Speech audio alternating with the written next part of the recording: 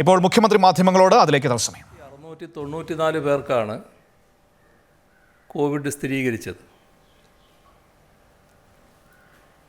1,31,375 പരിശോധനകളാണ് നടന്നത്. മരണസംഖ്യ 93 ഉണ്ട്. ഇപ്പോൾ 4,42,194 പേരാണ് ചികിത്സയിലുള്ളത്. ഇന്ന് 31,319 പേർ രോഗമുക്തരായി. കോവിഡ് വ്യാപനം സമൂഹത്തിൽ സൃഷ്ടിക്കാനിടയുള്ള പ്രതിസന്ധി മുൻകൂട്ടി കണ്ടുകൊണ്ടുള്ള നടപടികളാണ് നമ്മുടെ സംസ്ഥാനം തുടക്കം മുതൽ സ്വീകരിച്ചിരുന്നത്. കോവിഡ് ആദ്യം ബാധിക്കുക നമ്മുടെ അടുക്കളയായിരിക്കും. അതുകൊണ്ടാണ് അടുക്കളകളെ ബാധിക്കാതിരിക്കാൻ മുൻതൂക്കം നൽകിയത്. അതിൻ്റെ ഭാഗമാണ് സൗജന്യ ഭക്ഷ്യക്കിറ്റ് വിതരണ പരിപാടി ആവിഷ്കരിച്ചത്. ലോക്ക്ഡൗൺ ഘട്ടത്തിലും പിന്നീടും അതെല്ലാ കുടുംബങ്ങൾക്കുമായി വിതരണം ചെയ്തു. 85 ലക്ഷത്തോളം കുടുംബങ്ങൾ ഭക്ഷ്യക്കിറ്റിൻ്റെ ഉപഭോക്താക്കളായി.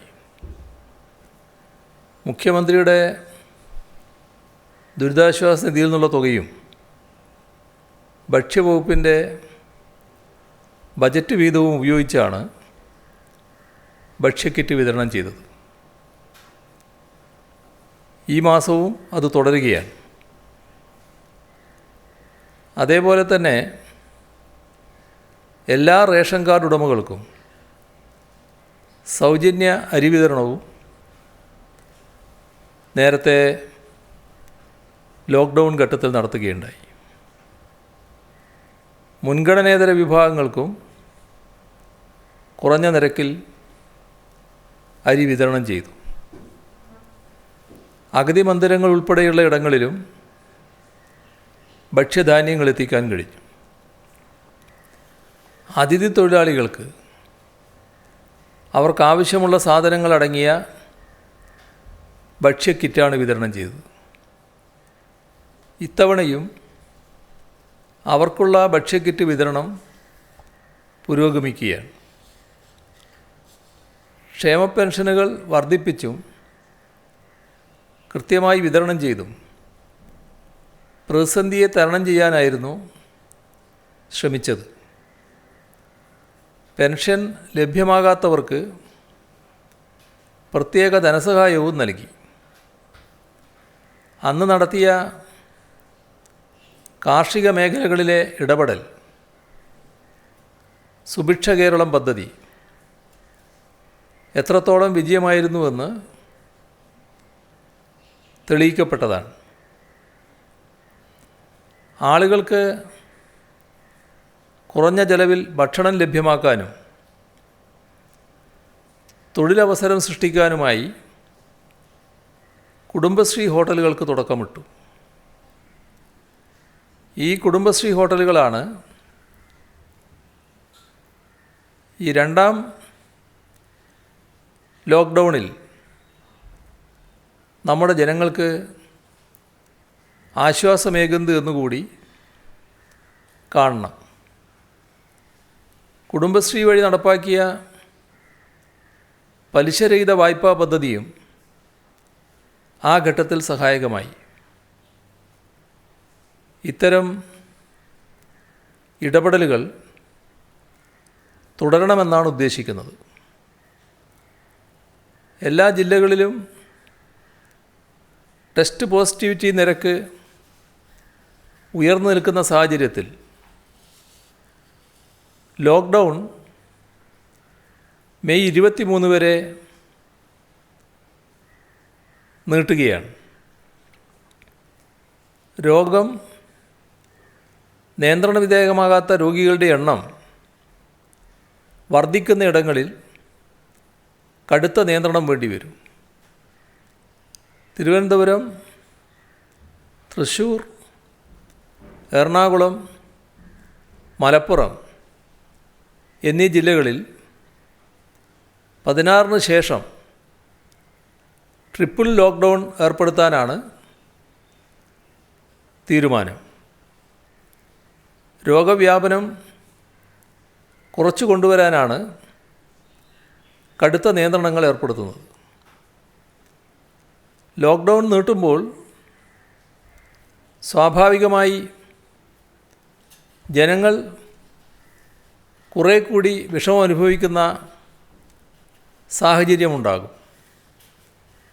ഒന്നാം ഘട്ടത്തിലെ അനുഭവങ്ങൾ കൂടി കണക്കിലെടുത്ത് രണ്ടാം തരംഗം സൃഷ്ടിക്കുന്ന ദുരിതം മറികടക്കാൻ പ്രത്യേക പദ്ധതികൾ നടപ്പാക്കുകയാണ്. അവശ്യ സാധന കിറ്റ് 2021 ജൂണിലും വിതരണം ചെയ്യും. ഇപ്പോൾ ഈ മാസം വരെയാണ് പ്രഖ്യാപിച്ചത്. അടുത്ത മാസവും അത് തുടരും. മെയ് മാസത്തെ സാമൂഹ്യ സുരക്ഷാ പെൻഷൻ വിതരണം ഉടൻ പൂർത്തിയാക്കും. 823 രൂപയാണ് പെൻഷനായി വിതരണം ചെയ്യുന്നത്. വിവിധ ക്ഷേമനിധി ബോർഡുകളിൽ അംഗങ്ങളായവർക്ക് 1000 രൂപ വീതം ധനസഹായം അനുവദിക്കും. ക്ഷേമനിധി ബോർഡുകളുടെ ഫണ്ടാണ് ഇതിന് ഉപയോഗിക്കുക. സ്വന്തം ഫണ്ടില്ലാത്ത ക്ഷേമനിധി ബോർഡുകളെ സർക്കാർ സഹായിക്കും. ക്ഷേമനിധികളിൽ നിന്ന് ഈ രീതിയിൽ സഹായം ലഭിക്കാത്ത BPL കുടുംബങ്ങളുണ്ടാവും. അത്തരം കുടുംബങ്ങൾക്ക് ഒറ്റത്തവണ സഹായമായി 1000 രൂപ വീതം നൽകും. സാമൂഹ്യനീതി വകുപ്പിലെയും വനിതാ ശിശു വികസന വകുപ്പിലെയും അംഗൻവാടി ജീവനക്കാർ ഉൾപ്പെടെയുള്ള താൽക്കാലിക ജീവനക്കാർക്ക് ലോക്ക്ഡൗൺ കാലത്ത് ശമ്പളം മുടങ്ങാതെ നൽകും. കുടുംബശ്രീയുടെ 19,500 ADSകൾക്ക്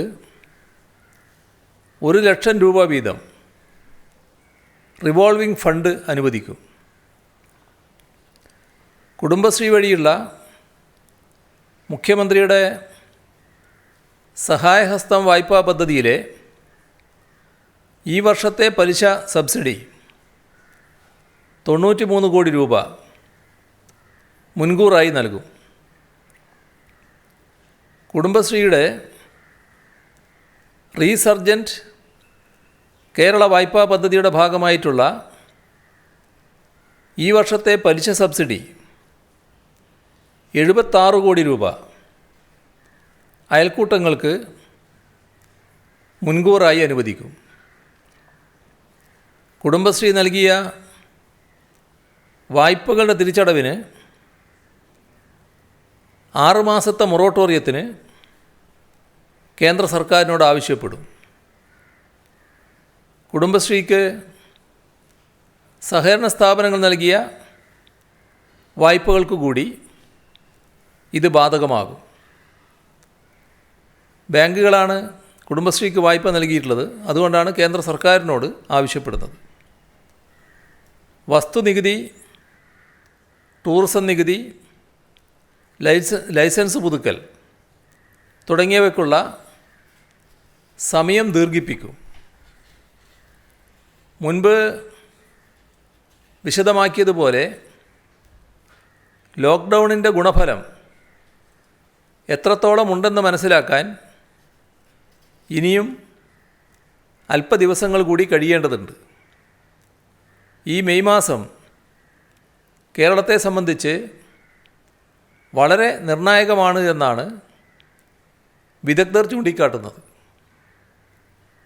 കോവിഡ് രണ്ടാം തരംഗം നേരത്തെ ആരംഭിക്കുകയും വലിയ തോതിൽ നാശം വിതയ്ക്കുകയും ചെയ്ത ഉത്തരേന്ത്യൻ സംസ്ഥാനങ്ങളിൽ പലയിടത്തും രോഗവ്യാപനം അല്പം കുറയുന്നതായോ അല്ലെങ്കിൽ വർദ്ധിക്കാതെ ഒരേ നിലയിൽ തുടരുന്നതായോ ഇപ്പോൾ കാണാൻ കഴിയുന്നുണ്ട്. അതൊരു ശുഭകരമായ സൂചനയാണ്. നിലവിൽ രോഗവ്യാപനം വലിയ തോതിൽ കൂടിക്കൊണ്ടിരിക്കുന്ന പ്രവണതയാണ് കേരളം ഉൾപ്പെടെയുള്ള തെക്കേ ഇന്ത്യൻ സംസ്ഥാനങ്ങളിൽ മെയ് മാസത്തിന് ശേഷം ഉത്തരേന്ത്യൻ സംസ്ഥാനങ്ങളിൽ ഇപ്പോൾ കാണുന്നതിന് സമാനമായ സാഹചര്യം ഇവിടെയും ഉണ്ടായേക്കാം.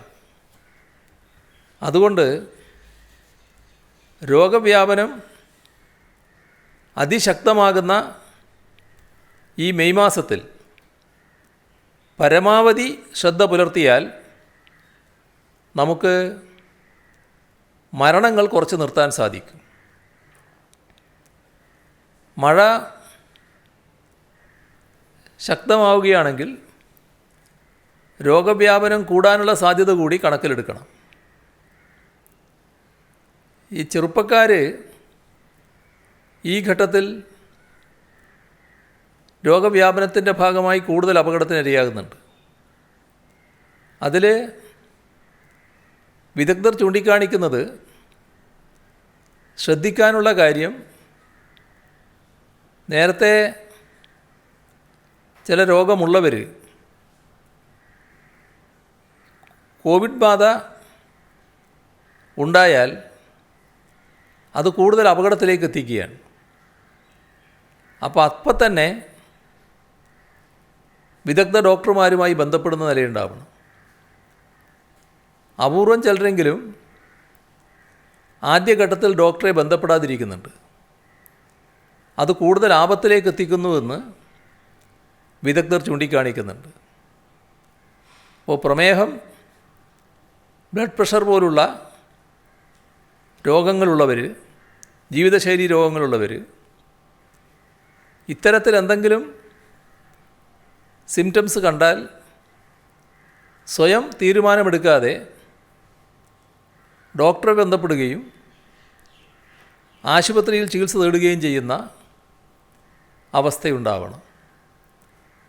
ഈ വ്യാപനഘട്ടത്തിലുണ്ടായ ചില അനുഭവങ്ങളെ മുൻനിർത്തി വിദഗ്ധർ അത്തരമൊരു മുന്നറിയിപ്പ് നൽകുന്നുണ്ട്. ഇപ്പോൾ മഴ കൂടുന്ന ഘട്ടത്തിൽ സർക്കാർ സംവിധാനങ്ങൾക്ക് മുകളിൽ ഇപ്പോൾ തന്നെയുള്ള സമ്മർദ്ദം കൂടുതൽ ശക്തമാകുന്നു എന്നത് ഒരു പ്രശ്നമാണ്. അതുപോലെ തന്നെ മഴക്കാല രോഗങ്ങൾ കൂടെ ഉണ്ടാകുന്ന സാഹചര്യം ഉടലെടുക്കുകയാണെങ്കിൽ കാര്യങ്ങൾ പ്രയാസകരമാകും. അത് തടയാൻ നമുക്ക് ഒത്തൊരുമിച്ച് നീങ്ങേണ്ടതുണ്ട്. കഴിഞ്ഞ തവണ ഇക്കാര്യത്തിൽ നല്ല നിലക്ക് നീങ്ങാൻ നമുക്ക് കഴിഞ്ഞിട്ടുണ്ട്. സമൂഹമെന്ന നിലക്ക് മഴക്കാലപൂർവ്വ ശുചീകരണം കൂടുതൽ വേഗത്തിലും മികവിലും പൂർത്തിയാക്കേണ്ടതുണ്ട്. ലോക്ക്ഡൗണിൻ്റെ ഭാഗമായി എല്ലാവരും വീട്ടിൽ തന്നെ കഴിയാൻ നിർബന്ധിതമായ സാഹചര്യമാണുള്ളത്. വീടുകൾക്ക് ചുറ്റുമുള്ള ഇടങ്ങളിൽ കൊതുകിന് മുട്ടയിട്ട് വളരാനുള്ള സാഹചര്യം പാടെ ഇല്ലാതാക്കണം. അതിനായി വെള്ളം കെട്ടിക്കിടക്കാതിരിക്കാൻ പ്രത്യേകം ശ്രദ്ധിക്കണം. ഇക്കാര്യം ഓരോ വീട്ടുകാരും പ്രധാന ഉത്തരവാദിത്വമായി ഏറ്റെടുക്കണം. ഈ വരുന്ന ഞായറാഴ്ച വീടും പരിസരവും ശുചിയാക്കി വെക്കാനുള്ള പ്രവർത്തനങ്ങൾ നടത്തുന്നതിനായി നമുക്ക് ആ ദിനം ഡ്രൈ ഡേ ആയി ആചരിക്കാം. എല്ലാവരുടെയും പൂർണ്ണ സഹകരണം ഇക്കാര്യത്തിൽ ഉണ്ടാകണമെന്നാണ് അഭ്യർത്ഥിക്കാനുള്ളത്. കോവിഡ് ബ്രിഗേഡ് പാക്കേജിൻ്റെ ഭാഗമായി NHM സ്റ്റാഫുകൾക്കുള്ള ഇൻസെൻറ്റീവിനും റിസ്ക് അലവൻസിനുമായി ആരോഗ്യവകുപ്പ് 77,42,00,000 രൂപ അനുവദിച്ചു. 2020 ഡിസംബർ മുതൽ 2021 ഏപ്രിൽ വരെയുള്ള തുകയാണ് അനുവദിച്ചിരിക്കുന്നത്. നേരത്തെ ഇൻസെൻറ്റീവിനും റിസ്ക് അലവൻസിനുമായി 22,68,00,000 രൂപയും 45,32,00,000 രൂപയും അനുവദിച്ചിരുന്നു. അതിനു പുറമെയാണ് ഈ തുക ഇപ്പോൾ അനുവദിച്ചത്. കോവിഡ് വ്യാപനം റിപ്പോർട്ട് ചെയ്ത സാഹചര്യത്തിൽ ആരോഗ്യവകുപ്പ് കോവിഡ് ബ്രിഗേഡ് വീണ്ടും ശക്തിപ്പെടുത്തിയിരിക്കുന്നു. ഓരോ ജില്ലയിലും രോഗികളുടെ എണ്ണം കൂടുന്ന സാഹചര്യത്തിൽ താലൂക്ക്, ജില്ലാ, ജനറൽ ആശുപത്രികളിലും മെഡിക്കൽ കോളേജുകളിലും അധികമായി കിടക്കകൾ സജ്ജമാക്കി വരുന്നു. കോവിഡ് രോഗികളെ നിരീക്ഷിക്കാനും ചികിത്സിക്കാനുമുള്ള DCC, ഇത് ഡൊമിസിലറി കെയർ സെൻ്ററാണ്, ഇന്ന് പൊതുവിലൊരു തീരുമാനം എടുത്തിട്ടുണ്ട്. ഇത്തരം വാക്കുകൾക്ക് തക്ക മലയാള പദം കണ്ടെത്താൻ തീരുമാനിച്ചിട്ടുണ്ട്. അതിൻ്റെ ഭാഗമായി ചില പദങ്ങൾ കണ്ടെത്തിയിട്ടുണ്ട്. ഇതിന് കരുതൽ വാസകേന്ദ്രം എന്നാണ് മലയാള പദമായിട്ട് കാണുന്നത്, ഡൊമിസിലറി കെയർ സെൻ്ററിന്.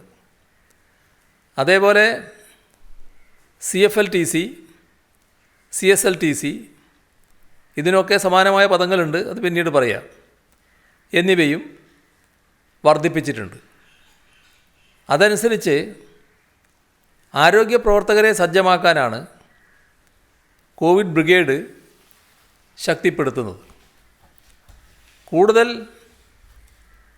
MBBS ഡോക്ടർമാരുടെയും നഴ്സുമാരുടെയും സേവനം ഇതിനാവശ്യമുണ്ട്. കൂടുതൽ പേർ കോവിഡ് ബ്രിഗേഡിൻ്റെ ഭാഗമാകണമെന്നാണ് അഭ്യർത്ഥിക്കുന്നത്. സംസ്ഥാനത്ത്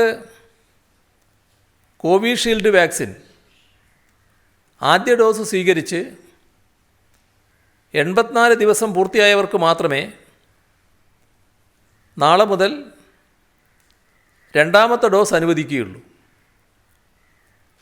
കേന്ദ്ര ആരോഗ്യ കുടുംബക്ഷേമ മന്ത്രാലയം നൽകിയിട്ടുള്ള പുതുക്കിയ മാർഗനിർദ്ദേശപ്രകാരമാണ് ഈ മാറ്റം.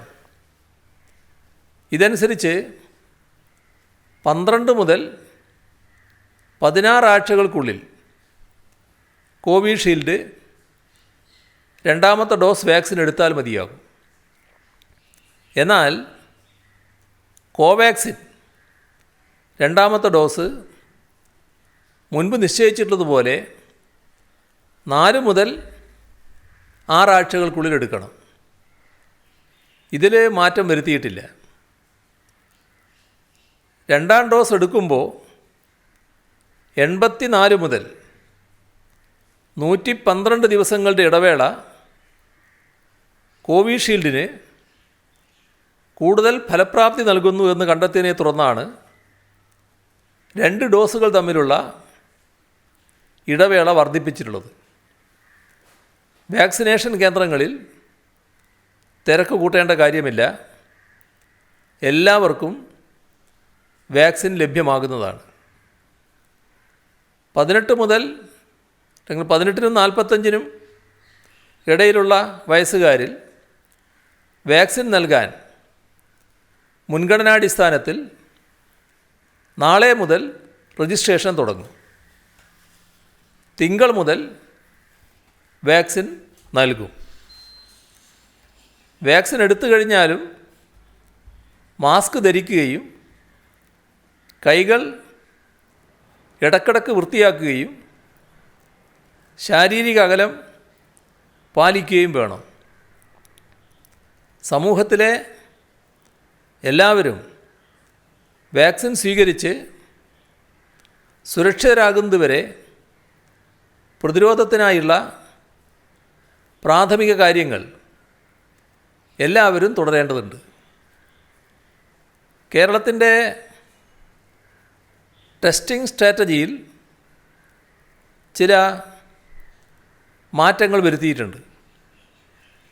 നിലവിലെ സാഹചര്യത്തിൽ ആൻറ്റിജൻ ടെസ്റ്റ് പോസിറ്റീവാണെങ്കിൽ RT-PCR ചെയ്ത് അത് വീണ്ടും ഉറപ്പിക്കുന്നതിന് പകരം പോസിറ്റീവായി പരിഗണിക്കാൻ തീരുമാനിച്ചു. ആശുപത്രികളിൽ നിന്നും ഡിസ്ചാർജ് ചെയ്യാൻ ടെസ്റ്റ് ചെയ്യുന്ന രീതിയും ഒഴിവാക്കിയിരിക്കുന്നു.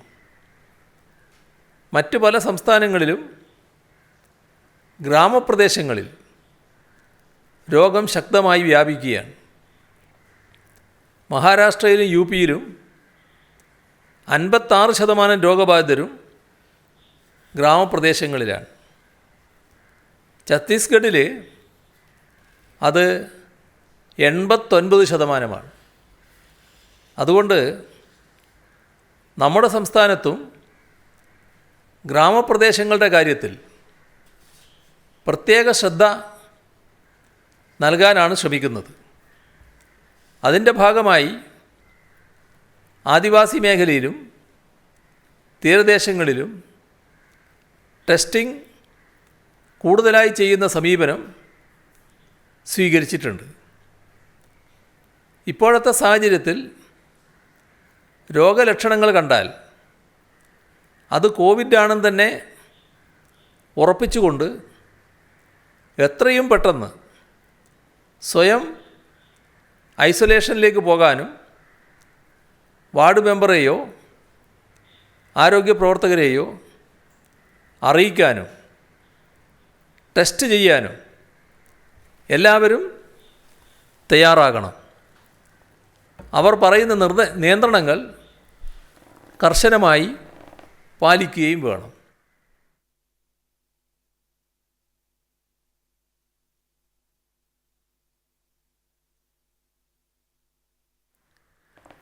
കോവിഡ് കേസുകൾ വർദ്ധിക്കുന്ന സാഹചര്യത്തിൽ ചികിത്സക്കും പരിചരണത്തിനും ആവശ്യമായ ചില വസ്തുക്കൾക്ക് കേരള അവശ്യസാധന നിയന്ത്രണ നിയമം 1986 പ്രകാരം വിൽക്കാവുന്നതിൻ്റെ പരമാവധി വില സർക്കാർ നിശ്ചയിച്ച് ഉത്തരവായിരിക്കുകയാണ്.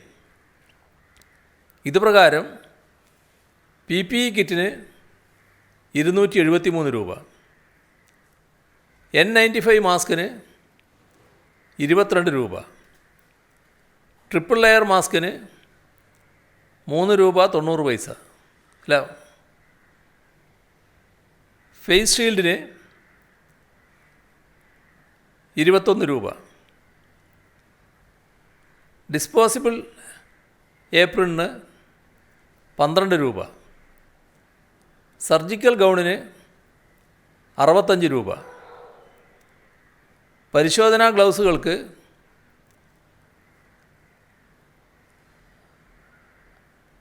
5.75, ഹാൻഡ് സാനിറ്റൈസർ 500 മില്ലിക്ക് 192 രൂപ, 200 മില്ലിക്ക് 98 രൂപ, 100 മില്ലിക്ക് 55 രൂപ, സ്റ്റെറൈൽ ഗ്ലൗസിന് ജോഡിക്ക് 15 രൂപ, NRB മാസ്കിന് 80 രൂപ, ഓക്സിജൻ മാസ്കിന് 54 രൂപ,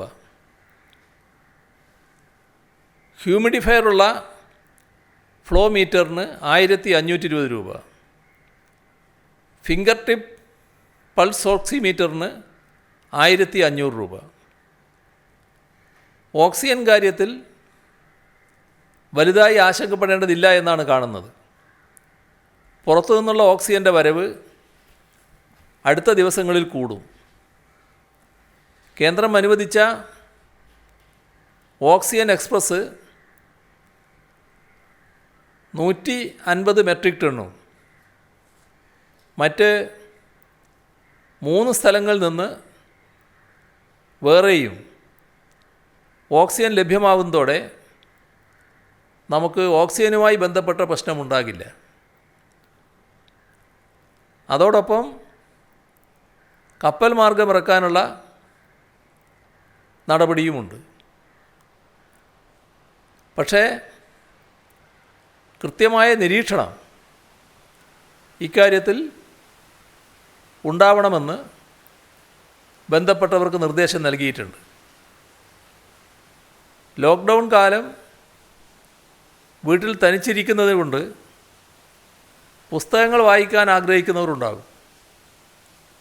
അതിനായി പുസ്തകങ്ങൾ കൊറിയർ വഴി നൽകാവുന്നതാണ്. വൃദ്ധസദനത്തിലുള്ളവർ, ആദിവാസി കോളനികളിലുള്ളവർ, ഇവർക്ക് വാക്സിനേഷൻ അടിയന്തരമായി പൂർത്തിയാക്കാൻ നിർദ്ദേശം നൽകിയിട്ടുണ്ട്. ആംബുലൻസ് ഡ്രൈവർമാരിൽ ആരെങ്കിലും വാക്സിനേഷൻ എടുക്കാതിരിക്കുന്നുണ്ടെങ്കിൽ അവർക്കും അടിയന്തരമായി വാക്സിനേഷൻ ലഭ്യമാക്കും. സ്വകാര്യ ആശുപത്രികളിൽ കിടക്കകൾ കോവിഡ് രോഗികൾക്ക് മാറ്റിവെക്കുന്നുവെന്നും രോഗികളെ പ്രവേശിപ്പിക്കുന്നുവെന്നും ഉറപ്പാക്കാൻ ജില്ലാ ഭരണ സംവിധാനം പരിശോധിക്കണം. ചിലയിടങ്ങളിൽ നിന്നുള്ള ചില റിപ്പോർട്ടിൻ്റെ അടിസ്ഥാനത്തിലാണ് ആ രീതിയിൽ തീരുമാനമെടുത്തത്. റബ്ബർ സംഭരണവുമായി ബന്ധപ്പെട്ടൊരു പ്രശ്നം വരുന്നുണ്ട്. അപ്പോൾ റബ്ബർ സംഭരിക്കാനും അത് എത്തേണ്ടിടത്ത് എത്തിക്കാനും കഴിഞ്ഞില്ലെങ്കിൽ ഇതിൻ്റെ മറവിൽ റബ്ബർ ഇറക്കുമതിക്ക് ചില നീക്കങ്ങൾ നടക്കുന്നുണ്ട്. ഇവിടെ റബ്ബർ സംഭരണത്തിനുള്ള കടകൾ ആഴ്ചയിൽ 2 ദിവസം, തിങ്കൾ വെള്ളി, തുറക്കാൻ അനുവദിക്കും. തെക്ക് കിഴക്കൻ അറബിക്കടലിൽ രൂപം കൊണ്ട ന്യൂനമർദ്ദം കൂടുതൽ ശക്തി പ്രാപിച്ച് തീവ്ര ന്യൂനമർദ്ദമായി മാറിയിട്ടുണ്ടെന്നാണ് കേന്ദ്ര കാലാവസ്ഥാ വകുപ്പ് അറിയിച്ചിരിക്കുന്നത്. അടുത്ത 24 മണിക്കൂറിൽ ഇതിൻ്റെ ശക്തി വർദ്ധിച്ച് ചുഴലിക്കാറ്റായി മാറുമെന്നാണ് പ്രവചനം. ചുഴലിക്കാറ്റിൻ്റെ പ്രവചിക്കപ്പെട്ടിരിക്കുന്ന സഞ്ചാരപഥത്തിൽ കേരളമില്ല. ന്യൂനമർദ്ദ കേന്ദ്രത്തിൻ്റെ നിലവിലെ സ്ഥാനം കേരള തീരത്ത് നിന്നും അധികം അകലെയല്ല. അതുകൊണ്ട് തന്നെ കേരളത്തിൽ മെയ് 16 വരെ അതിതീവ്രമായ മഴയും ശക്തമായ കാറ്റും രൂക്ഷമായ കടൽക്ഷോഭവും തുടരുമെന്നാണ് മുന്നറിയിപ്പ്. സർക്കാർ സംവിധാനങ്ങളും പൊതുജനങ്ങളും അതീവ ജാഗ്രത തുടരണം. ഇന്ന് രാത്രി വളരെ നിർണായകമാണ്. കാലാവസ്ഥാ വകുപ്പ് റെഡ്, ഓറഞ്ച് അലേർട്ട് പ്രഖ്യാപിച്ചിട്ടുള്ള ജില്ലകളിലും സമീപ ജില്ലകളിലും അതിതീവ്ര മഴയോ അതിശക്തമായ മഴയോ ഉണ്ടാകാം. പ്രതീക്ഷിച്ചതിലും വേഗത്തിലാണ് ചുഴലിക്കാറ്റിൻ്റെ വികാസവും സഞ്ചാരവും. നാളെ പകലോടുകൂടി തന്നെ ചുഴലിക്കാറ്റ് കേരള തീരത്ത് നിന്ന് വടക്കോട്ട് നീങ്ങാനുള്ള സാധ്യതയും കാണുന്നുണ്ട്. എന്നിരുന്നാലും നാം ജാഗ്രത കൈവിടാതിരിക്കണം. കാറ്റിൻ്റെ സ്വാധീനം കൂടുതലുണ്ടാകാൻ സാധ്യതയുള്ളത് വടക്കൻ ജില്ലകളായ കണ്ണൂർ, കാസർഗോഡ് ജില്ലകളിലാണ്. സമീപ ജില്ലകളിലും കാറ്റ് പ്രതീക്ഷിക്കാം. അതുകൊണ്ട് ശക്തമായ കാറ്റ് മൂലമുള്ള അപകടങ്ങൾ മുന്നിൽ കണ്ടുകൊണ്ടുള്ള മുന്നൊരുക്കങ്ങൾ ആവശ്യമാണ്. അപകടാവസ്ഥയിലുള്ള മരങ്ങൾ, പോസ്റ്റുകൾ, ബോർഡുകൾ, മറ്റ് വസ്തുക്കൾ എന്നിവ സുരക്ഷിതമാക്കി മാറ്റണം. ഓരോ കുടുംബവും അവരവരുടെ ഭൂമിയിലെ മരങ്ങൾ ശ്രദ്ധിക്കണം. ആവശ്യമെങ്കിൽ ചില്ലകൾ വെട്ടിക്കളയണം. അതുപോലെ ചെറിയ ചാലുകൾ തടസ്സപ്പെട്ടിട്ടില്ല എന്നും ഉറപ്പുവരുത്തണം. അതിതീവ്ര മഴ തുടരുകയാണെങ്കിൽ നഗരങ്ങളിലും താഴ്ന്ന പ്രദേശങ്ങളിലും വെള്ളപ്പൊക്കം, വെള്ളക്കെട്ട്, മലയോര മേഖലയിൽ ഉരുൾപൊട്ടൽ, മണ്ണിടിച്ചൽ തുടങ്ങിയ അപകടങ്ങളുണ്ടാകാൻ സാധ്യത കൂടുതലാണ്. കടൽക്ഷോഭവും തുടരുമെന്നാണ് കാണുന്നത്. ഇവിടങ്ങളിലൊക്കെയുള്ള അപകടാവസ്ഥയിലുള്ള ജനങ്ങളെ മാറ്റി താമസിപ്പിക്കാൻ ആവശ്യമായ നടപടികൾ സ്വീകരിച്ചിട്ടുണ്ട്. കോവിഡ് വ്യാപന കാലമായതുകൊണ്ട് അതിനാവശ്യമായ മാനദണ്ഡങ്ങളും മുൻകരുതലുകളും പാലിച്ചുകൊണ്ട് തന്നെയാണ് മാറ്റി താമസിപ്പിക്കാൻ നടപടികൾ സ്വീകരിച്ചിട്ടുള്ളത്. ദുരന്ത നിവാരണ അതോറിറ്റിയുടെ നിർദ്ദേശമനുസരിച്ചുകൊണ്ട് കോവിഡ് മാനദണ്ഡങ്ങൾ പാലിച്ച് തദ്ദേശ സ്ഥാപനങ്ങളും റവന്യൂ വകുപ്പും തയ്യാറാക്കി വെച്ച സുരക്ഷിത ക്യാമ്പുകളിലേക്ക് അധികൃതരുടെ നിർദ്ദേശം ലഭിക്കുന്ന മുറക്ക് മാറി താമസിക്കാൻ എല്ലാവരും തയ്യാറാകണം. ചുഴലിക്കാറ്റുമായി ബന്ധപ്പെട്ട് സംസ്ഥാനത്ത് വിപുലമായ മുന്നൊരുക്കങ്ങളാണ് നടത്തിയിട്ടുള്ളത്. ഏത് അടിയന്തര ഘട്ടത്തെയും നേരിടാൻ കേന്ദ്ര സംസ്ഥാന സേനകൾ സജ്ജമാക്കിയിട്ടുണ്ട്. ദേശീയ ദുരന്ത നിവാരണ സേനയുടെ 9 സംഘങ്ങളെ മുൻകരുതലായി വിന്യസിച്ചിട്ടുണ്ട്. കൊല്ലം, ആലപ്പുഴ, ഇടുക്കി, പത്തനംതിട്ട ദുരന്ത നിവാരണ അതോറിറ്റിയുടെ നിർദ്ദേശമനുസരിച്ചുകൊണ്ട് കോവിഡ് മാനദണ്ഡങ്ങൾ പാലിച്ച് തദ്ദേശ സ്ഥാപനങ്ങളും റവന്യൂ വകുപ്പും തയ്യാറാക്കി വെച്ച സുരക്ഷിത ക്യാമ്പുകളിലേക്ക് അധികൃതരുടെ നിർദ്ദേശം ലഭിക്കുന്ന മുറക്ക് മാറി താമസിക്കാൻ എല്ലാവരും തയ്യാറാകണം. ചുഴലിക്കാറ്റുമായി ബന്ധപ്പെട്ട് സംസ്ഥാനത്ത് വിപുലമായ മുന്നൊരുക്കങ്ങളാണ് നടത്തിയിട്ടുള്ളത്. ഏത് അടിയന്തര ഘട്ടത്തെയും നേരിടാൻ കേന്ദ്ര സംസ്ഥാന സേനകൾ സജ്ജമാക്കിയിട്ടുണ്ട്. ദേശീയ ദുരന്ത നിവാരണ സേനയുടെ 9 സംഘങ്ങളെ മുൻകരുതലായി വിന്യസിച്ചിട്ടുണ്ട്. കൊല്ലം, ആലപ്പുഴ, ഇടുക്കി, പത്തനംതിട്ട, എറണാകുളം, തൃശ്ശൂർ, മലപ്പുറം, കോഴിക്കോട്, വയനാട് എന്നീ ജില്ലകളിലാണ് നിലവിൽ ദേശീയ ദുരന്ത നിവാരണ സേനയെ വിന്യസിച്ചിരിക്കുന്നത്. കരസേനയുടെ DSC ഒരു ടീമിനെ കാസർഗോഡും 2 ടീമുകളെ കണ്ണൂരും വിന്യസിച്ചിട്ടുണ്ട്. കരസേനയുടെ 2 സംഘങ്ങൾ തിരുവനന്തപുരത്ത് സ്റ്റാൻഡ് ബൈ ആയി സജ്ജമാണ്. ഒരു എഞ്ചിനീയറിംഗ് ടാസ്ക് ഫോഴ്സ് ബംഗളൂരുവിൽ തയ്യാറായി നിൽക്കുന്നുണ്ട്.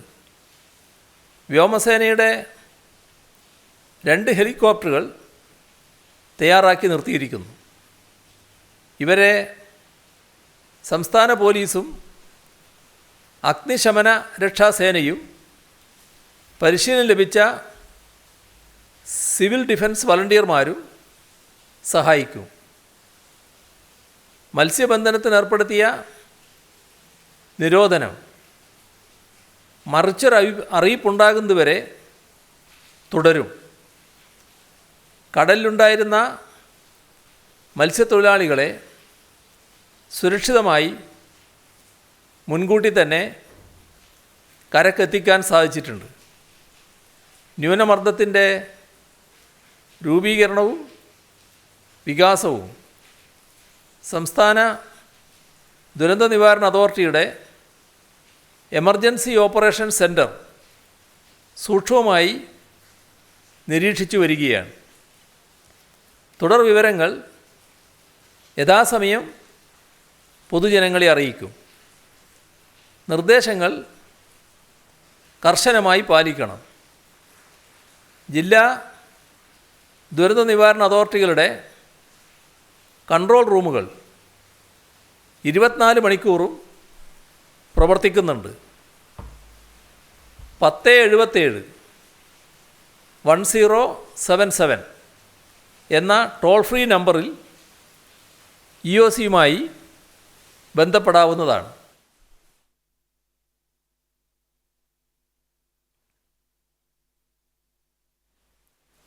ലോക്ക്ഡൗൺ നിയന്ത്രണങ്ങൾ കർശനമായി നടപ്പിലാക്കുന്നതിന് പോലീസ് ഫലപ്രദമായ നടപടികളാണ് സ്വീകരിച്ചു വരുന്നത്. കോവിഡ് പോസിറ്റീവായവരും പ്രൈമറി കോണ്ടാക്റ്റ് ആയവരും വീടുകളിൽ തന്നെ കഴിയുന്നുവെന്ന് ഉറപ്പാക്കുന്നതിനാണ് മുൻഗണന.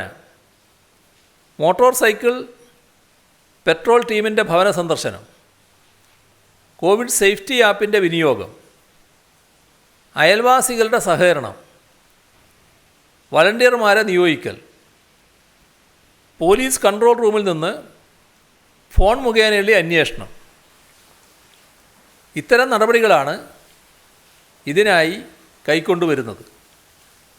ഹോം ക്വാറൻറ്റൈൻ ലംഘിച്ചതിന് 27 കേസുകളാണ് കഴിഞ്ഞ 24 മണിക്കൂറിനുള്ളിൽ രജിസ്റ്റർ ചെയ്തത്. സംസ്ഥാനത്ത് അടുത്ത ഏതാനും ദിവസങ്ങളിൽ അതിതീവ്ര മഴയ്ക്ക് സാധ്യതയുണ്ടാകുമെന്ന മുന്നറിയിപ്പിൻ്റെ അടിസ്ഥാനത്തിൽ ഏത് അടിയന്തര സാഹചര്യവും നേരിടാനുള്ള മുൻകരുതലാണ് പോലീസ് സ്വീകരിച്ചിട്ടുള്ളത്. മഴയും മറ്റ് പ്രതികൂല സാഹചര്യങ്ങളും മൂലം റോഡ് ഗതാഗതം തടസ്സപ്പെട്ടാൽ ഓക്സിജൻ കൊണ്ടുപോകാനുള്ള വാഹനങ്ങളുടെ യാത്ര സുഗമമാക്കാൻ ആവശ്യമായ സംവിധാനം ഏർപ്പെടുത്തിയിട്ടുണ്ട്. കഴിഞ്ഞ 24 മണിക്കൂറിനുള്ളിൽ സംസ്ഥാനത്ത് മാസ്ക് ധരിക്കാത്ത 9114 പേർക്കെതിരെ കേസ് രജിസ്റ്റർ ചെയ്തു. സാമൂഹ്യ അകലം പാലിക്കാത്തതിന് 4791 പേർക്കെതിരെ നിയമ നടപടി സ്വീകരിച്ചു. പിഴയായി 33,30,250 രൂപ ഇക്കഴിഞ്ഞ ദിവസം ഈടാക്കുന്ന നിലയുണ്ടായി. സർക്കാരിൻ്റെ കോവിഡ് പ്രതിരോധ പ്രവർത്തനങ്ങളെ സഹായിക്കാൻ സംസ്ഥാന യുവജനക്ഷേമ ബോർഡ് മെഡിക്കൽ ടീമിനെ സജ്ജമാക്കിയെന്ന് അറിയിച്ചിട്ടുണ്ട്. 1672 പേരാണ് ഒന്നാം ഘട്ട ടീമിലുള്ളത്. യോഗ്യതയുണ്ടായിട്ടും പല കാരണങ്ങളാൽ ആരോഗ്യരംഗത്ത് തുടരാൻ കഴിയാത്തവരും സ്വകാര്യ പ്രാക്ടീസ് നടത്തുന്നവരും മെഡിക്കൽ പഠനം പൂർത്തീകരിച്ചവരുമായ വിദ്യാർത്ഥികളുമടങ്ങിയ മെഡിക്കൽ ടീമിനെയാണ് ബോർഡ് സജ്ജമാക്കിയത്. ഡോക്ടർമാർ, നഴ്സുമാർ, paramedical staff, lab technicians, health inspector course പാസ്സായവർ എന്നിവരെല്ലാം ഈ ടീമിലുണ്ട്. അതോടൊപ്പം തന്നെ CFLTCകളിൽ പ്രവർത്തിക്കാനും കോവിഡ് മൂലം മരണമടഞ്ഞവരുടെ സംസ്കാരം ചടങ്ങുകൾ നടത്താൻ പരിശീലനം ലഭിച്ച വളണ്ടിയർമാരും ഈ മെഡിക്കൽ ടീമിലുണ്ടാവും.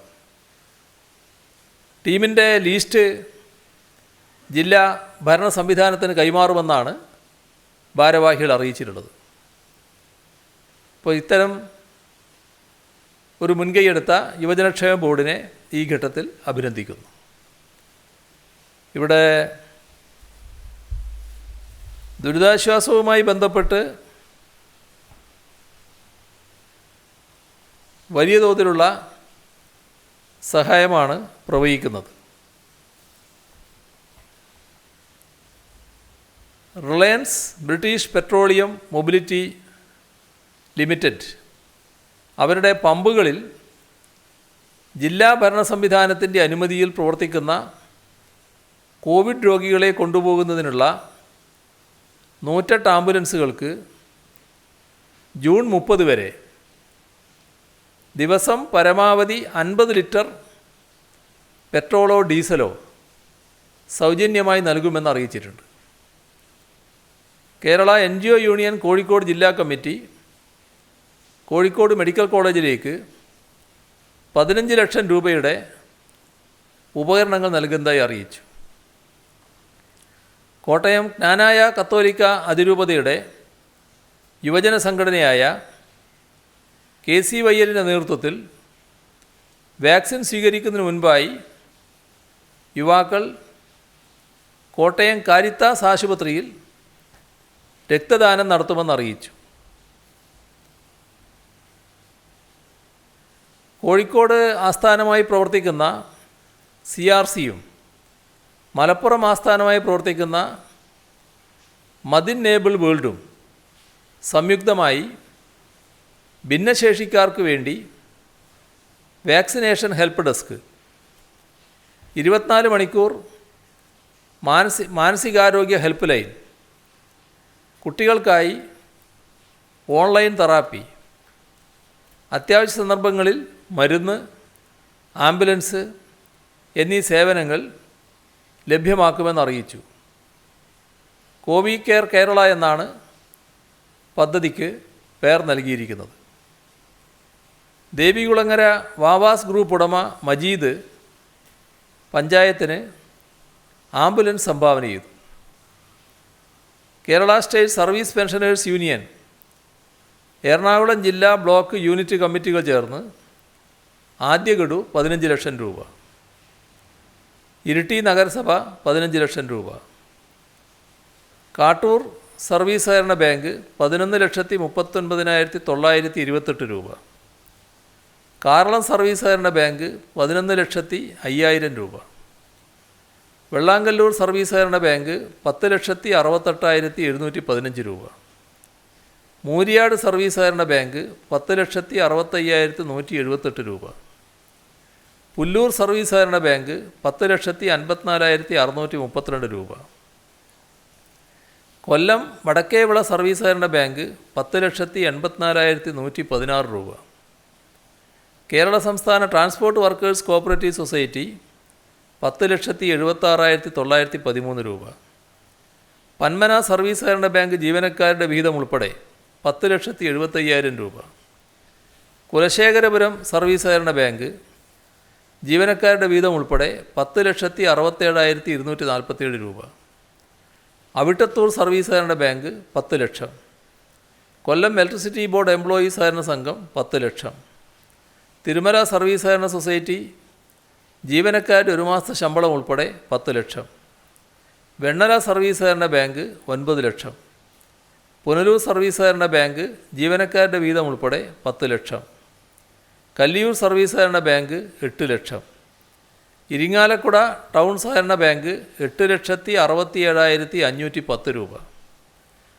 കല്ലംകുന്ന് സർവീസ് സഹകരണ ബാങ്ക് 7,87,000. പൂമംഗലം സർവീസ് സഹകരണ ബാങ്ക് 7,81,400. കല്ലൂർ സർവീസ് സഹകരണ ബാങ്ക് 7,77,000. വള്ളിവട്ടം സർവീസ് സഹകരണ ബാങ്ക് 7,72,996. ഇടതിരിഞ്ഞി സർവീസ് സഹകരണ ബാങ്ക് 7,72,777.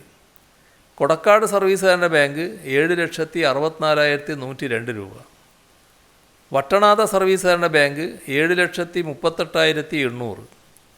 പുതിയകാവ് സർവീസ് സഹകരണ ബാങ്ക് ജീവനക്കാരുടെ വീതം ഉൾപ്പെടെ 7,32,550. തുമ്പൂർ സർവീസ് സഹകരണ ബാങ്ക് 7,20,000. തടിക്കടവ് സർവീസ് സഹകരണ ബാങ്ക് 7 ലക്ഷം.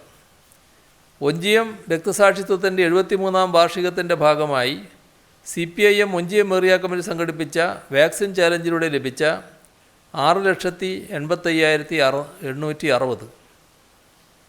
കോൽക്കളം സർവീസ് സഹകരണ ബാങ്ക് 6 ലക്ഷം. മുപ്പത്തടം സർവീസ് സഹകരണ ബാങ്ക് ജീവനക്കാരുടെ വീതം ഉൾപ്പെടെ 5,72,104. തൃക്കാക്കര സർവീസ് സഹകരണ ബാങ്ക് ജീവനക്കാരുടെ വീതം ഉൾപ്പെടെ 5,36,000. മാണിയാട് സർവീസ് സഹകരണ ബാങ്ക് 5,31,600. നീലേശ്വരം നഗരസഭ 5 ലക്ഷം. കുന്നുകര സർവീസ് സഹകരണ ബാങ്ക് 5 ലക്ഷം. തളിപ്പറമ്പ് സഹകരണ കാർഷിക ഗ്രാമവികസന bank 4,25,000. Maniyur government higher secondary school അധ്യാപകരും അനധ്യാപകരും ചേർന്ന് 6 ദിവസത്തെ ശമ്പളത്തുക 3,62,192. കൊച്ചിൻ യൂണിവേഴ്സിറ്റി സ്കൂൾ ഓഫ് എഞ്ചിനീയറിംഗിലെ മുൻകാല SFI പ്രവർത്തകരുടെ കൂട്ടായ്മ ഹൃദയപക്ഷം 3,28,500. LDF convener A Vijayaraghavan 25,000. England, Ireland എന്നിവിടങ്ങളിൽ പ്രവർത്തിക്കുന്ന അസോസിയേഷൻ ഓഫ് ഇന്ത്യൻ കമ്മ്യൂണിസ്റ്റിൻ്റെ ലണ്ടൻ ഹിത്രൂ ബ്രാഞ്ച് 2,50,000. പാലയാട് ഡയറ്റിലെ അധ്യാപകർ 2,59,638. സിനിമാ നിർമ്മാതാവ് അനിൽ അമ്പലക്കര 2 ലക്ഷം. റിയാസ് കള്ളിയത്ത് 1,25,000. നീലേശ്വരം എഗ്രികൾച്ചറിസ്റ്റ് വെൽഫെയർ സഹകരണ സംഘം 1,19,167. തളിപ്പറമ്പ് കോഓപ്പറേറ്റീവ് എഡ്യൂക്കേഷണൽ സൊസൈറ്റിയും ജീവനക്കാരും 1,10,704. Rotary club of Kottarakkara 1 lakh. K Razak Thrikkakara 1 lakh. Thankappan Thundiyil Changamuzha Nagar 1 lakh. Vijayakumar ഒക്സേഷ്യ ലൈഫ് സർവീസ് തേവര 1 ലക്ഷം. കോതമംഗലം സ്വദേശികളായ ബാലബാലനും ഭാര്യ സുമതിയമ്മയും 1 ലക്ഷം. എഴുത്തുകാരൻ പ്രഭാകരൻ പഴശ്ശി 1 ലക്ഷം. കുമാരപുരം മോസ്ക് ലൈനിലെ പ്രൊഫസർ സുരേഷ് ചന്ദും പ്രൊഫസർ അനിതയും ചേർന്ന് 1 ലക്ഷം. ചുമട്ടുതൊഴിലാളി യൂണിയൻ CITU കാഞ്ഞങ്ങാട് ഏറിയ കമ്മിറ്റി 62,200. തിരുവനന്തപുരം ഐരുപ്പാറയിലെ കമ്പ്യൂട്ടർ ജീവനക്കാരും ഉടമ മോഹൻദാസും ചേർന്ന് 60,000 രൂപ. State complaint authority member KP Somarajan 50,000 രൂപ. State police complaint authority member K Balasubramanian 50,000 രൂപ. അഡ്വക്കേറ്റ് ക്ലാർക്ക് അസോസിയേഷൻ സംസ്ഥാന കമ്മിറ്റി 50,000 രൂപ. CPIM Meppayur north local committee secretary PP Radhakrishnan 50,000 രൂപ. തിരുവനന്തപുരം മെഡിക്കൽ കോളേജിലെ nursing superintendent Sudharma 50,000. All Kerala motor driving school instructors and workers association Nedumangad unit 50,000. Kothamangalam Mankuttathil MU ജേക്കബിൻ്റെയും Mary ജേക്കബിൻ്റെയും 45-ാം വിവാഹ വാർഷിക ദിനത്തിൽ 45,000. Puliyanarkotta diabetes centre hospital employees union 42,000 രൂപ. ബാക്കി കുറച്ച് പേരുണ്ട്, അത് നാളെ പിന്നീട് പറയാം, അതായിരിക്കും നല്ലത്, അല്ലെങ്കിൽ ഈ സമയം കഴിഞ്ഞു പോകും. ഇത്രയും വിവരങ്ങളാണ് ഇന്ന് കൈമാറാനുള്ളത്. CM ഈ 4 ജില്ലകളിലെ ട്രിപ്പിൾ ലോക്ക്ഡൗൺ നമ്മൾ ആദ്യഘട്ടത്തെ പോലെ ഈ പുറത്തേക്ക് ഇറങ്ങുന്നതിലും കുറേ കൂടി നിയന്ത്രണം, കടകൾ തുറക്കുന്നതിൽ നിയന്ത്രണം, നിർമ്മാണ പ്രവർത്തനങ്ങൾക്ക് നിയന്ത്രണം, ആ രീതിയിൽ സ്ട്രോങ് ആയിട്ടുള്ള രീതിയിലായിരിക്കുമോ? എങ്ങനെ അതിൻ്റെ മാർഗ്ഗരേഖ? അത് കുറച്ച് കടുത്ത രീതിയിൽ തന്നെയായിരിക്കും. നേരത്തെ നമ്മൾ കാസർഗോഡ് ആദ്യഘട്ടത്തിൽ നടപ്പിലാക്കിയിരുന്നു ട്രിപ്പിൾ ലോക്ക്ഡൗൺ. അതുപോലെ നല്ല രീതിയിലുള്ള നിയന്ത്രണങ്ങൾ ഉണ്ടാകുക എന്നാണ് ഉദ്ദേശിക്കുന്നത്. കാരണം ഇവിടങ്ങളിലെ രോഗികളുടെ എണ്ണത്തിൽ വലിയ കുറവ് വരുന്നില്ല, വലിയ തോതിൽ തന്നെ വ്യാപിക്കുന്ന അവസ്ഥയുണ്ടാകുന്നു. അപ്പോൾ ഒരു കടുത്ത നടപടികളിലൂടെ മാത്രമേ നിയന്ത്രിക്കാൻ കഴിയൂ എന്നാണ് തോന്നുന്നത്. അതുകൊണ്ടാണത് ഏർപ്പെടുത്തേണ്ടി വരുന്നത്. CM 20-ാം തീയതി മന്ത്രിസഭയുടെ സത്യപ്രതിജ്ഞയാണ്. ആ ദിവസം എങ്ങനെയാകും ഈ ട്രിപ്പിൾ ലോക്ക്ഡൗൺ? തിരുവനന്തപുരം ലോക്ക്ഡൗൺ ഇപ്പോൾ വരുന്ന ജില്ലയാണ്. അതുമായി ബന്ധപ്പെട്ട് പ്രത്യേകം ആലോചിക്കും എങ്ങനെയാണെന്നുള്ളത്. അത് പ്രത്യേകം ആലോചിച്ചുകൊണ്ട് അതിനെപ്പറ്റി വിശദമായി തന്നെ പറയും എന്താണെന്നുള്ളത്. ഈ ഓക്സിജൻ്റെ ഒരു ആവശ്യകത 450 മെട്രിക് ടണ്ണാണ് നമ്മൾ ചോദിച്ചത്. ഇന്നലെ അത് 300 ചുല്ലാനമാണ് അനുവദിച്ചിരിക്കുന്നത്. അപ്പോൾ നമുക്കത് മതിയോ, കൂടുതൽ നമുക്ക് ലഭ്യമാക്കേണ്ട സാഹചര്യം ഇപ്പോൾ ഉണ്ടോ? ഇപ്പോൾ കിട്ടിയ വിവരങ്ങൾ വെച്ച് നേരത്തെ ഞാൻ പറഞ്ഞല്ലോ, അതിന് നല്ല രീതിയിലുള്ള ലഭ്യതയാണ് ഉറപ്പ് നൽകിയിട്ടുള്ളത്. അത് പല വഴികളിലൂടെ നമുക്ക് ലഭിക്കുമെന്നാണ് കിട്ടിയിട്ടുള്ളത്. അപ്പോൾ അത്തരമൊരു സാഹചര്യം വന്നാൽ ആശങ്കയ്ക്ക് യാതൊരു അടിസ്ഥാനവും ഉണ്ടാവില്ല. CM, ഈ മർച്ചൻ്റ് നേവി വിഭാഗത്തിൽപ്പെട്ട ജീവനക്കാരിൽ അവർക്ക് പലപ്പോഴും ജോലിക്ക് കയറണമെങ്കിൽ വാക്സിന് ഒരു ഡോസെങ്കിലും സ്വീകരിച്ചു എന്നുള്ള സർട്ടിഫിക്കറ്റ് വേണമെന്ന് പറയുന്നത്.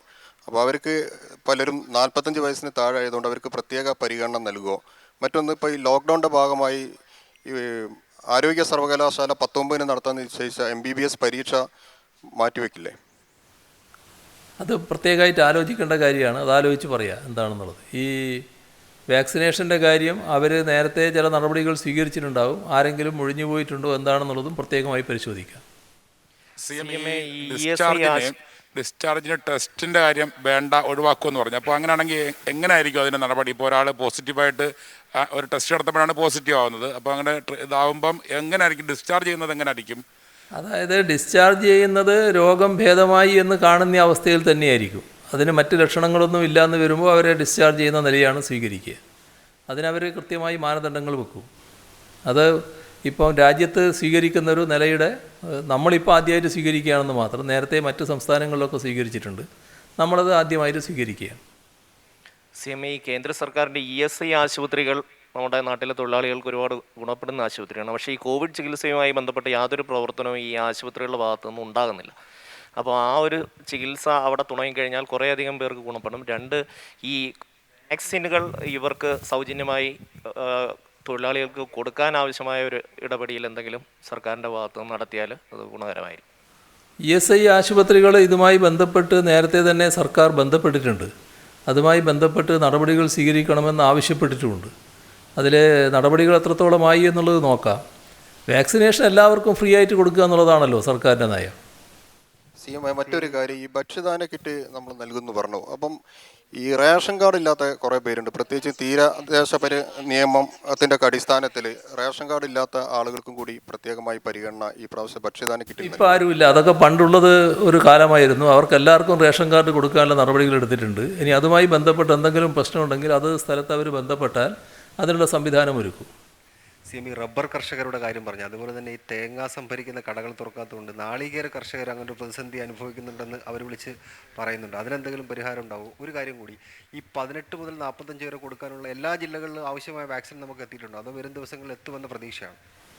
ഇവിടെ ഈ മലഞ്ചരക്കുമായിട്ട് ബന്ധപ്പെട്ടിട്ടുള്ള ചില കാര്യങ്ങളിൽ ചില കടകൾ തുറക്കേണ്ടതായിട്ട് വരും. അത് വേറൊരു രീതിയിൽ ആലോചിക്കാമെന്ന് വെച്ചിട്ടുണ്ട്. പക്ഷേ ഈ റബ്ബറിൻ്റെ കാര്യത്തിലുള്ളതുപോലുള്ള ഒരു പ്രശ്നം അതിനകത്തൊന്നുമില്ല. കാരണം ഈ ഒരാഴ്ച കഴിഞ്ഞു പോയാലും മറ്റു തരത്തിൽ പ്രശ്നങ്ങൾ ഉണ്ടാകാനില്ല. അതുകൊണ്ടാണ് അതിൽ ധൃതിപ്പെട്ടൊരു നിലപാട് എടുക്കാതിരുന്നത്. ഏതായാലും അത് ആലോചിച്ചിട്ടുണ്ട്, ഉചിതമായ നിലപാട് എടുക്കും. ഈ കേരളത്തിലെ തീരമേഖലയിൽ സമാനതകളില്ലാത്ത ഒരു ദുരിതപർവമാണിപ്പോൾ കടൽക്ഷോഭവും അതിനോടനുബന്ധിച്ചുള്ള പ്രശ്നങ്ങളും.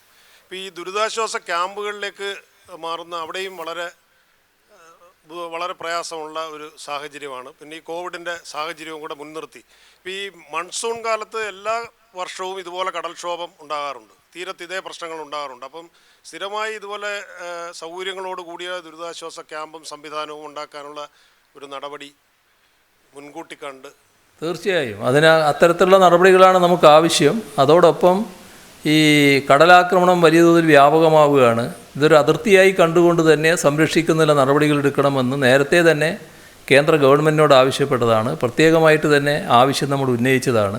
ആ കാര്യം നമുക്ക് തുറന്നും നടപടികൾ എടുക്കാം. CM, 60 വയസ്സിന് മുകളിലുള്ളവർക്കാണ് നമ്മൾ ആദ്യം വാക്സിൻ കൊടുക്കാൻ ഉദ്ദേശിച്ചത്. അതിൽ പലരും ആ ഘട്ടത്തിൽ എടുക്കാത്ത ആളുകളുണ്ട്. എത്ര ശതമാനത്തോളം ഈ ഒരു ഏജ് ഗ്രൂപ്പിൽ ആളുകൾക്ക് വാക്സിൻ കൊടുത്തിരുന്ന കണക്കുണ്ടോ? ഇല്ലെങ്കിൽ ഇനി എന്താണ് അവർക്ക് എടുക്കാത്തവർക്ക് ഇനി എന്താണ് അതിനുള്ള അവസരം എങ്ങനെയാണ്? എൻ്റെ കയ്യിൽ ആ കണക്കില്ല. പക്ഷേ അത്തരം ആളുകൾ എടുക്കാതിരുന്നിട്ടുണ്ടെങ്കിൽ അവർക്കെല്ലാം ആദ്യം മുൻഗണനയോടെ കൊടുക്കുക എന്നുള്ളത് തന്നെയാണ് കാണുന്നത്. ഫസ്റ്റ് വാക്സിൻ എടുക്കുക എന്നുള്ളത് വളരെ പ്രധാനമാണ്. അത് എല്ലാവർക്കും കൊടുക്കുക എന്നുള്ളത് തന്നെയാണ് നിർബന്ധം. CMA തുടക്കത്തിൽ ഈ ഡോക്ടർമാരുടെ കുറിപ്പില്ലാതെ പാരസെറ്റമോൾ ഉൾപ്പെടെയുള്ള മരുന്നുകൾ മെഡിക്കൽ ഷോപ്പുകളിൽ നിന്ന് വിതരണം ചെയ്യുന്നത് തടഞ്ഞിരുന്നു. ആ ഘട്ടത്തിൽ എന്തെങ്കിലും നിയന്ത്രണങ്ങൾ ഏർപ്പെടുത്താൻ ഉദ്ദേശിക്കുന്നുണ്ടോ? കാരണം പലരും ചെറിയ ലക്ഷണങ്ങൾ കാണുമ്പോൾ ഈ തരത്തിൽ പാരസെറ്റമോളുകൾ കഴിക്കുന്ന ഒരു രീതി ഉണ്ട്. ഇത്തരം കാര്യങ്ങളൊക്കെ നടപടികളായിട്ട് എടുക്കുന്നത് നമ്മുടെ ഈ രംഗത്തുള്ള വിദഗ്ധ സംഘമുണ്ട്. അവരുടെ ശുപാർശയുടെ അടിസ്ഥാനത്തിലാണ്. ആ രീതിയിലൊരു ശുപാർശ ഇതേവരെ വന്നതായിട്ട് എൻ്റെ ശ്രദ്ധയിലില്ല. CMA നമ്മൾ ഒന്നാം ഘട്ടത്തിൽ ഫലപ്രദമായി കോവിഡിൻ്റെ നിയന്ത്രണങ്ങൾ നമ്മൾ മുന്നോട്ട് പോയി. രണ്ടാം ഘട്ടത്തിലും അതിൻ്റെ ഫലപ്രദമായ നടപടികളുമായി മുന്നോട്ട് പോവുകയാണ്. നമ്മൾ ഈ ലോക്ക്ഡൗൺ കാലത്ത് എത്ര അളവിൽ ഇത് നിയന്ത്രിച്ച് നിർത്തിയാൽ അപകട അവസ്ഥയിൽ നിന്ന് മാറും? അതായത് ഞാൻ ചോദിക്കുന്ന ഈ ടെസ്റ്റ് പോസിറ്റിവിറ്റി നിരക്കൊക്കെ എത്ര താഴ്ന്ന നിലയിലേക്ക് നമുക്ക് കൊണ്ടുവരാൻ എത്തിച്ചാൽ നമുക്ക് അപകട അവസ്ഥ മാറി എന്ന് നമുക്ക് പറയാൻ കഴിയും. അതോടൊപ്പം തന്നെ ഈ നിലവിൽ സംസ്ഥാന സർക്കാരിൻ്റെ കീഴിൽ വരുന്ന സഹകരണ ബാങ്കുകളിലും KSEFയിലൊക്കെ ഡെയിലി ചിട്ടി കളക്ഷനുണ്ട്. ഇപ്പോൾ ഈ ലോക്ക്ഡൗൺ കാരണം പൂർണ്ണമായി നിർത്തിവെച്ചിരിക്കുകയാണ്. അപ്പോൾ ഇവർക്കെല്ലാം ആശങ്കയുള്ളത് ഇതെല്ലാം ഒന്നിച്ചടക്കേണ്ടി വരുമോ എന്ന ആശങ്ക ആ കൂട്ടർ ഉന്നയിക്കുന്നുണ്ട് ഈ രണ്ട് കാര്യങ്ങളിൽ. അല്ല, ഡെയിലി ചിട്ടി കളക്ഷൻ എന്ന് പറയുന്നത് ആ ചിട്ടിയുടെ ഭാഗമായിട്ട് വരുന്നൊരു കാര്യമാണ്. അതിനാവശ്യമായ നടപടി അവർ ആ ബാങ്കുമായി ബന്ധപ്പെട്ട് സ്വീകരിക്കേണ്ട കാര്യമാണ്. ആ ചിട്ടിയുമായിട്ട് ബന്ധപ്പെട്ട് സ്വീകരിക്കേണ്ടതാണ്. അത് ചിലത് ചിട്ടി വിളിച്ചതുണ്ടാവും, അതുമായി ബന്ധപ്പെട്ടൊക്കെയുള്ള നടപടികളുണ്ടാവും. അത് പ്രത്യേകമായി പരിശോധിച്ചുകൊണ്ട് മാത്രമേ പറയാൻ പറ്റൂ. എനിക്കിപ്പോൾ ഒറ്റ ശ്വാസത്തിൽ പറയാൻ കഴിയില്ലത്. ഈ സ്വകാര്യ ആശുപത്രിയുടെ നിരക്ക് നേരത്തെ നമ്മൾ നിശ്ചയിച്ചു. അന്നും ഈ മുറികളുടെ കാര്യത്തിലൊരു ആശയക്കുഴപ്പമുണ്ടായിരുന്നു. ഇന്നിപ്പോൾ ആശുപത്രി മാനേജ്മെൻറ്റ് സർക്കാരിനോട് ഈ മുറികളുടെ ഫീസ് ഫിക്സ് ചെയ്യണമെന്ന് ആവശ്യപ്പെട്ടു വന്നു. അതിലൊരു വ്യക്തത വരുത്തിക്കൂടെ? അത് പരിശോധിക്കാം. സീമ നേരത്തെ രണ്ട് ചോദ്യം ചോദിച്ചു. ഒരെണ്ണം മറുപടി പറഞ്ഞിട്ടുണ്ടായിരുന്നു. ഈ 18-45 ഏജ് പ്രായത്തിൽ നമുക്ക് വാക്സിൻ എല്ലാ ജില്ലയിലും കൊടുക്കാനുണ്ടോ, അതോ ഇനി വരും ദിവസങ്ങളിൽ വന്നാലേ ഉള്ളൂ? എങ്ങനെയാണ് അതിൻ്റെ? എല്ലാ 18-45 പ്രായത്തിലുള്ളവർക്ക് മുഴുവനായിട്ടും വാക്സിൻ നൽകാനുള്ള വാക്സിൻ ഇപ്പം നമ്മുടെ കയ്യിൽ ലഭ്യമല്ല. എന്നാൽ ഉള്ള വാക്സിൻ അതിൻ്റെ മുൻഗണനാക്രമം അനുസരിച്ച് കൊടുക്കാനാണ് ഇപ്പം നടപടി എടുക്കുന്നത്. അതിൻ്റെ രജിസ്ട്രേഷൻ നാളെ തൊട്ട് ഞാൻ പറഞ്ഞല്ലോ നേരത്തെ, അത് ആരംഭിക്കുകയാണ്. അപ്പോൾ അതിൻ്റെ മറ്റ് നടപടികൾ അതിൻ്റെ ഭാഗമായിട്ട് സ്വീകരിച്ചു പോകും. CMA BJP സംസ്ഥാന അധ്യക്ഷൻ K. സുരേന്ദ്രൻ കഴിഞ്ഞ ദിവസം ഫേസ്ബുക്കിലൊരു പോസ്റ്റ് ഇട്ടിരുന്നു. അപ്പം അതിൻ്റെ അകത്ത് എഴുതിയിരിക്കുന്ന 2 വർഷമായി പല പ്രമുഖ ചാനലുകളിലും CPMൻ്റെ ഫ്രാക്ഷൻ്റെ പ്രവർത്തനം ശക്തമായി. പിണറായി വിജയന് ഭരണ തുടർച്ച നൽകുക എന്ന ലക്ഷ്യത്തോടെ ഇത്തരം സംഘങ്ങൾ എല്ലാ ചാനലിലും ഡെസ്ക് കേന്ദ്രീകരിച്ച് പ്രവർത്തിക്കുന്നു. CPM ഏജന്റുമാരുടെ ഇടപെടൽ മുമ്പൊന്നുമില്ലാത്ത വിധം ഉണ്ടാകുന്നു എന്നൊക്കെ തുടങ്ങിയ ആരോപണങ്ങളാണ്. ഇത്തരത്തിൽ എല്ലാ ചാനലിലും CPMൻ്റെ ഫ്രാക്ഷൻ പ്രവർത്തിക്കുന്നുണ്ടോ? ഇതിനെക്കുറിച്ച് അങ്ങേക്ക് വല്ല ധാരണയാണ്? അത് ഈ ചാനലുകളിൽ പ്രവർത്തിച്ചുകൊണ്ടിരിക്കുന്നവരാണല്ലോ ധാരാളം ഇവിടെ ഇപ്പോൾ പങ്കെടുത്തിട്ടുള്ളത്. അവർക്കെല്ലാം അറിയാലോ എന്തൊക്കെയാണ് അവിടങ്ങളിൽ നടക്കുന്നത്. അപ്പോൾ ഈ തെരഞ്ഞെടുപ്പിൽ ജനങ്ങൾ വിധി രേഖപ്പെടുത്തിയപ്പോൾ അതിനെ എങ്ങനെയൊക്കെ വക്രീകരിച്ച് ചിത്രീകരിക്കാം, ആ തോന്നലിൻ്റെ ഭാഗമായിട്ട് വരുന്ന ഓരോ വിശദീകരണമായിട്ട് മാത്രമേ അതിനെയൊക്കെ കാണേണ്ടതായിട്ടുള്ളൂ. അപ്പോൾ നമുക്ക് പിന്നീടാവാം ബാക്കി.